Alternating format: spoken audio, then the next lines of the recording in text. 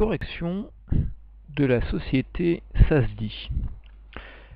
Nous avons le compte de résultat, quelques informations complémentaires et nous allons calculer les soldes intermédiaires de gestion et surtout la capacité d'autofinancement de deux manières différentes pour cette société.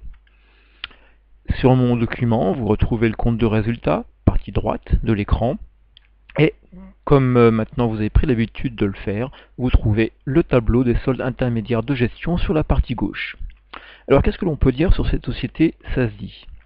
Dans un premier temps, je descends tout en bas et je vois que c'est une société qui est une société bénéficiaire à un peu plus de 16 000 euros. C'est une société qui, par ailleurs, lorsque je reviens au sommet du compte de résultat, je constate qu'il n'y a ni achat ni vente de marchandises, que de la production réalisée et vendue. Donc là, en termes d'activité, c'est uniquement une entreprise de production. Passons maintenant au calcul des soldes intermédiaires de gestion. Donc comme je le disais à l'instant, la marge commerciale est égale à 0. Pas de négoce. Production de l'exercice, eh bien on va reporter la production vendue, la production stockée, ainsi que la production immobilisée. Ce qui nous donne une production de l'exercice d'un peu plus de 432 000 euros. Pour la valeur ajoutée, on a donc une marge commerciale de 0, une production de l'exercice de 432 000, et maintenant nous allons retrancher les consommations en provenance de tiers. Celles-ci correspondent aux achats de matières premières, plus la variation de stock. Au passage, vous voyez que là c'est du stockage qui a lieu, auquel on rajoute les autres achats et charges externes. Au final, la valeur ajoutée est obtenue pour 83 011. C'est maintenant des calculs dont on a une certaine habitude. Excédent brut d'exploitation. Eh bien, je repars de la valeur ajoutée, je rajoute les éventuelles subventions d'exploitation que je trouverai dans cette partie-là de mon tableau de résultats. Je n'en ai pas, 0. Je retranche les impôts, taxes et versements assimilés pour 2125. Et pour terminer, les charges de personnel, c'est-à-dire 14 000 de rémunération et salaire, auxquels se rajoute un peu plus de 8 000 de charges sociales. Donc 22 440 à retrancher. Ce qui nous fait un excédent brut d'exploitation de 58 446. Maintenant, le résultat d'exploitation. La base, c'est toujours partir de l'excédent brut, 58 446. Nous rajoutons les autres produits d'exploitation, 238. Nous retranchons les autres charges, 2040. Et nous retranchons également tout ce qui peut ressembler à des dotations, c'est-à-dire dotations aux amortissements sur immobilisation et les dotations aux provisions sur actifs circulants. Moins 34 000 à retrancher. Et à ceci, nous rajoutons les reprises sur provisions qui sont d'un montant ici de 4 488. Ce qui nous fait un résultat d'exploitation de 27 032 que je constate équivalent à celui apparaissant dans le compte de résultat. C'est encourageant. On va pouvoir continuer. Résultat courant avant impôt, eh bien ça nous fait partir de ces 27 000 de résultats d'exploitation. Nous allons rajouter la totalité des produits financiers, 816, retrancher la totalité des charges financières, 5882, et donc, ici, un résultat courant avant impôt de 22 066. On en a quasiment terminé avec cette partie maintenant habituelle. Je prends la totalité des produits exceptionnels, 10 166. Je retranche la totalité de nos charges exceptionnelles, 6998, d'où notre résultat, déjà présent dans le compte de résultat exceptionnel de 3468. Et enfin, mais vraiment par acquis de conscience, calcul du résultat de l'exercice, je pars du résultat courant voie impôt, je rajoute le résultat exceptionnel, je retranche la participation des salariés, 1615, et je retranche également l'impôt sur les bénéfices de 7820, ce qui va nous donner un résultat de 16 099 qui est bien celui que l'on avait dans notre calcul du compte de résultat. Je ne fais pas de calcul de marge, là c'était pas le but. On est sur uniquement les SIG et le calcul de la CAF. Mais vous pouvez tout à fait de votre côté vous amuser à calculer ces taux de marge, etc. Maintenant, calcul de la capacité d'autofinancement, suivant deux méthodes. Première méthode, c'est la méthode que l'on appelle donc la méthode additive. Celle qui nous fait partir du sommet du compte de résultat. Ce terme additif, vous verrez également, on a l'autre méthode qui s'appelle la méthode soustractive, en soi n'a pas grande importance. C'est juste pour que là je puisse vous faire une distinction entre les deux méthodes. Nous partirons de l'excédent brut d'exploitation que l'on a déjà obtenu dans nos calculs de SIG, c'est-à-dire 58 446. C'est la confrontation uniquement de produits encaissables et de charges décaissables, et à partir de là, eh bien, on va aller chercher dans la partie restante du compte de résultat tous les produits encore encaissés et toutes les charges encore à décaisser. Alors pour ceci, si je remonte du côté de l'exploitation, eh bien, où en étions-nous? Nous avions pris tout ce qui était production, j'ai la reprise qui est purement virtuelle, il ne me reste plus que les autres produits. Du côté des charges d'exploitation, eh bien, quand on est sur le BE, on a été jusqu'à la prise en compte des charges de personnel. Dessous, ces dotations. Le dernier élément encaissable sont les autres charges. Donc, on va pouvoir ainsi rajouter les autres produits, retrancher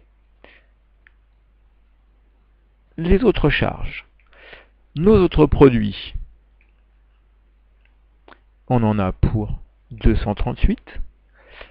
Les autres charges, on en a pour 2040. Et là, vous allez me dire, on en a fini avec l'exploitation. Eh, pas tout à fait. Pas tout à fait, parce que regardez, j'ai ici un petit 1. Alors les renvois en analyse financière, il faut toujours s'en méfier. Soit vous l'avez au bas du document, soit dans une annexe. Le petit 1, qu'est-ce que c'est? Eh bien, on me dit petit 1, je vais avoir des transferts de charges pour 1530. Alors qu'est-ce que c'est que ces transferts de charges? Petit rappel. Il se peut qu'une entreprise ait procédé à un décaissement important concernant une charge, mais que celle-ci, on considère qu'elle correspond à plusieurs années, plutôt qu'elle va être consommée sur plusieurs années. Par exemple, imaginez que votre entreprise ait un projet de construction d'une nouvelle usine. Elle a dû mener sur le terrain sans doute beaucoup d'études sur les qualités du sol, etc., d'études d'impact. Ça lui a été facturé, elle a sans doute réglé cela.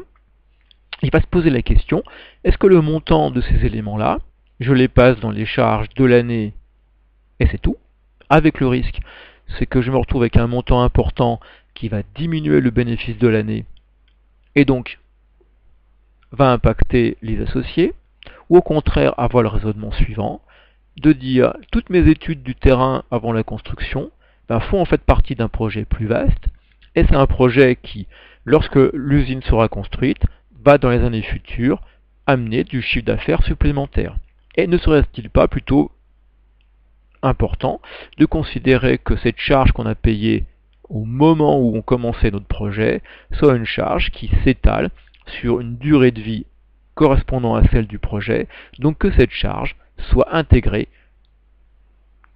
en fractionnement, en partie, pour chacune des années qui suit. Par exemple, imaginez que vous avez votre usine que vous pensez exploiter en l'état pendant les 10 années qui viennent, et bien que chaque année on reporte 10% de cette charge d'étude des terrains annuellement.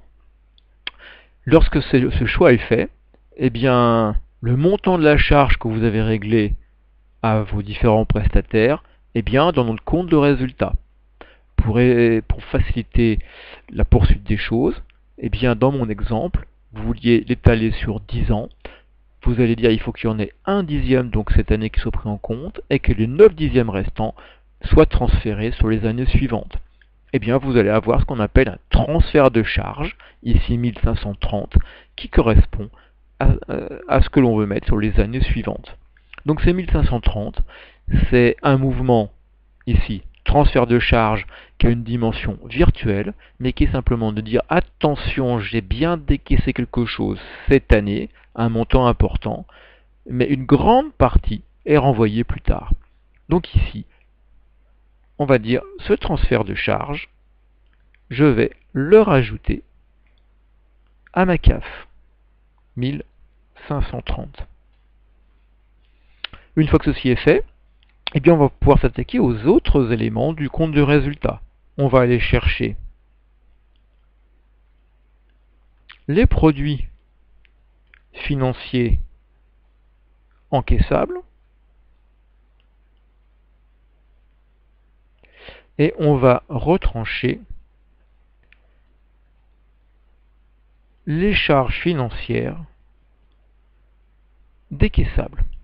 Alors commençons par les produits financiers. Je vais dans notre catégorie et je vais faire un peu mon tri. J'ai des produits financiers de participation. Oui, j'ai des actions d'une autre société que je veux influencer dans sa stratégie. On me verse des dividendes, ben je les encaisse.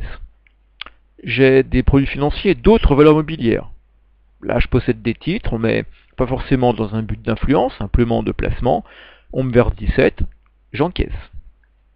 Ensuite, je retrouve des reprises de provisions. Ah, là c'est du virtuel, je ne touche pas. Puis des différences positives de change. Par le biais de monnaie étrangère que je transforme dans ma propre monnaie, j'ai fait un gain, je l'encaisse. Et puis j'ai revendu des valeurs mobilières en faisant un gain, une plus-value de 221, j'encaisse aussi. Ensuite, les charges financières décaissables. De nouveau un tri. Je rencontre tout d'abord des dotations d'amortissement. Ça, je ne prends pas, c'est du virtuel. J'ai dû payer des intérêts. Eh bien, j'ai dû décaisser. J'ai constaté des différences négatives de change. J'ai décaissé aussi. Et enfin, j'ai des moins-values de cession de valeurs mobilières. Là aussi, j'ai décaissé. Je suis avec moins 4862 de décaissé. Même opération menée pour les produits exceptionnels encaissables. Et on fera également un tri qui nous permettra de retrancher les charges exceptionnelles décaissables.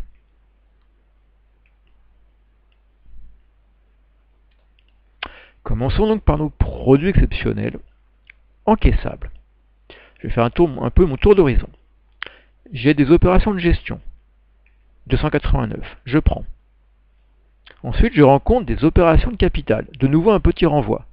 Ce petit renvoi, vous l'énoncez, on vous dit, voilà, information complémentaire. On a eu pour 6052 de produits de cession d'immobilisation corporelle.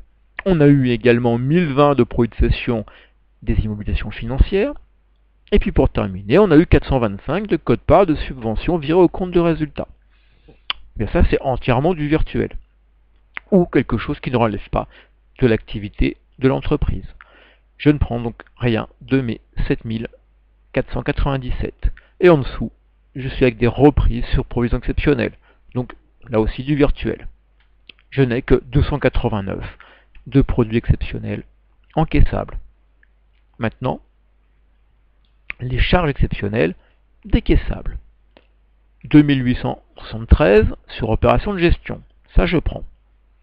Ensuite, j'ai 3145 sur opération de capital. Bon, maintenant, on sait d'où ça arrive, hein. Ce sont nos fameuses cessions d'immobilisation corporelle ou financière qui sont cachées derrière. Et puis ensuite, des dotations aux amortissements. Là, je ne touche pas. Je me contente d'avoir 2873 de charges exceptionnelles décaissables. Ensuite, je vais rajouter, plutôt retrancher les participations des salariés pour 1615.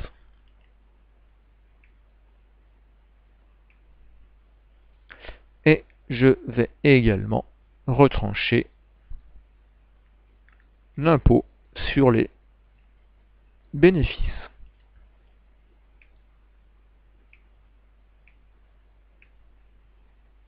pour 7820. Je suis arrivé en bas de mon compte de résultat, donc j'espère que j'ai bien pris tout ce qu'il y avait à prendre dans mon calcul de CAF. On va y arriver dans 2 minutes, je fais juste un tout petit peu de présentation. Voilà, je vais faire la somme de tout cela. Je suis à 41 684 de CAF calculé par cette première méthode. Maintenant, je vais passer à un calcul sur la base de l'autre méthode, c'est-à-dire que je vais partir cette fois-ci du résultat pour pouvoir obtenir la CAF. C'est la méthode qu'on baptise également soustractive, c'est pas très important non plus ça. Pour ceci, la base de départ, c'est donc le résultat net.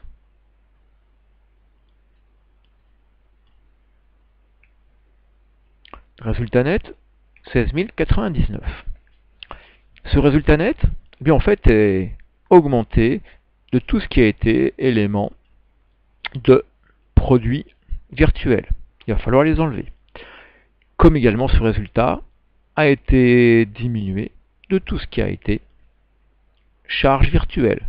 Il va donc falloir les additionner. Donc, l'avantage d'avoir fait un premier calcul de CAF juste avant, c'est que maintenant on a une bonne vision du contenu de ce compte de résultat. On va donc pouvoir dire, voilà, en termes de dotation, on a vu qu'on avait des dotations d'exploitation. On a vu également que l'on avait des dotations financières. Et on a croisé également des dotations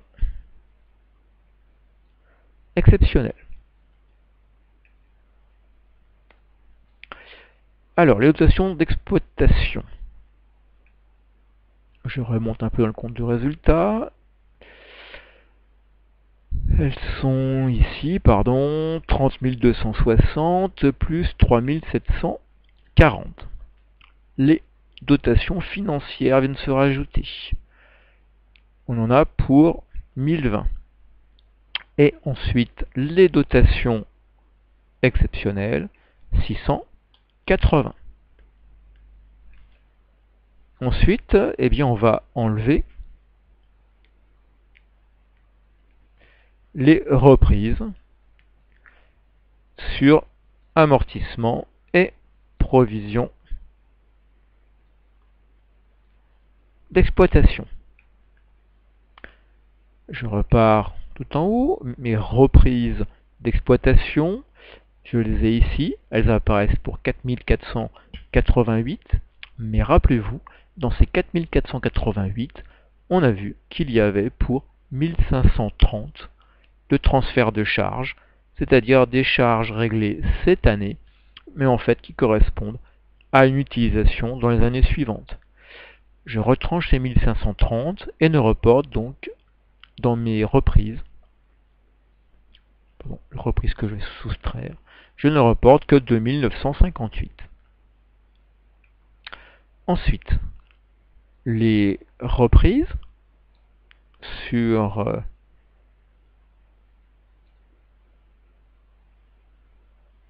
amortissement et provision d'ordre financière.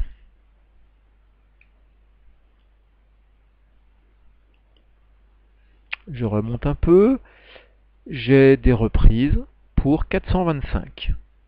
Elles vont venir donc s'enlever de mon résultat net. Même calcul, cette fois-ci fait sur les reprises, sur amortissement et provision exceptionnelles.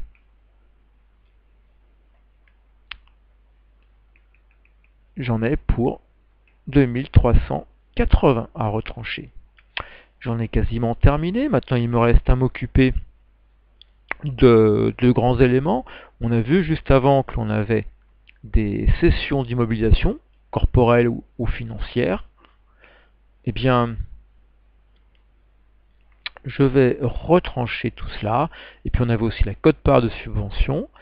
Donc, je vais retrancher les 6052 de produits de cession des immobilisations corporelles, mais également les 1020 de produits de cession des immobilisations financières. Et là, j'ai fait une bêtise, je me suis trompé de case. Je vais vous le mettre ici, pardon. 6072 moins produits de cession d'immobilisation. Ces produits qui ne sont pas de l'activité avaient augmenté le résultat final. Par contre,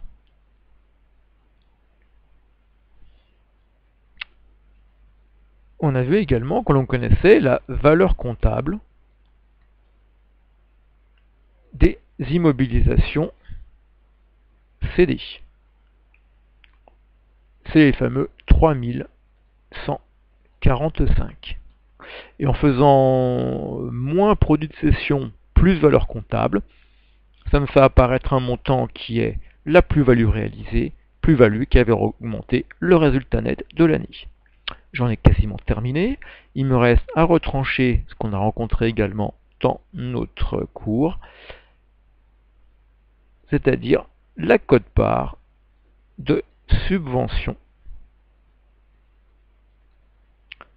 d'investissement. Celle-ci étant d'un montant de 425. Ceci étant fait, là aussi, je vais pouvoir faire apparaître la CAF calculée de cette manière. Je fais la somme de tous mes calculs et je retrouve les 41 684 de capacité d'autofinancement. J'ai la même CAF, j'ai pas une assurance absolue, mais ça semble quand même pas mal parti. Voilà, je vous remercie de votre attention.